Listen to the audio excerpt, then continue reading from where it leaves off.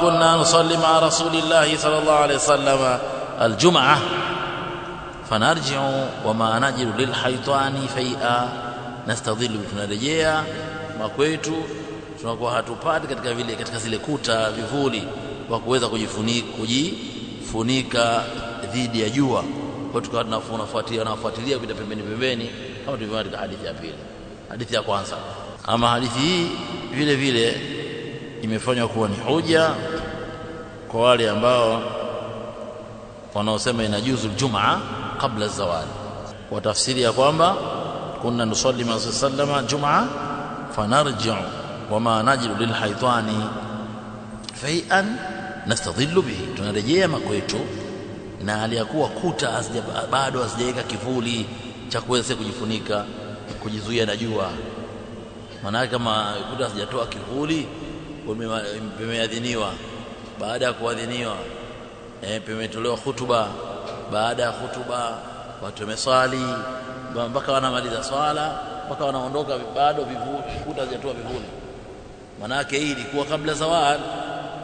Si tunafahamiana ndio hoja wanasema kwamba inajuzu kuswali Ijumaa kabla zawal. Imam Nawawi ameweka hapa, anasema katika tamko hili ma najidu lilhaytani fai'an nastadhillu bihi. هذه الأحاديث ظاهرة في تعجيل الجمعة، وقد قال مالك وأبو حنيفة والشافعي وجماهير العلماء من الصحابة والتابعين فمن بعدهم لا تجوز الجمعة إلا بعد زوال الشمس. ولم يخالف في هذا الأمر إلا أحمد بن حنبل وإسحاق بن راهويه فجاوزها قبل الزوال، وهذا يجوز قبل الزوال. وقال القاضي وروي في هذا أشياء عن الصحابة لا يصح منها شيء إلا ما عليه الجمهور. وأما الجمهور وحمل الجمهور هذه الأحاديث على المبالغة في تعجيلها، وأنهم كانوا يؤخرون الغداة والقيلولة في هذا اليوم إلا ما بعد صلاة الجمعة.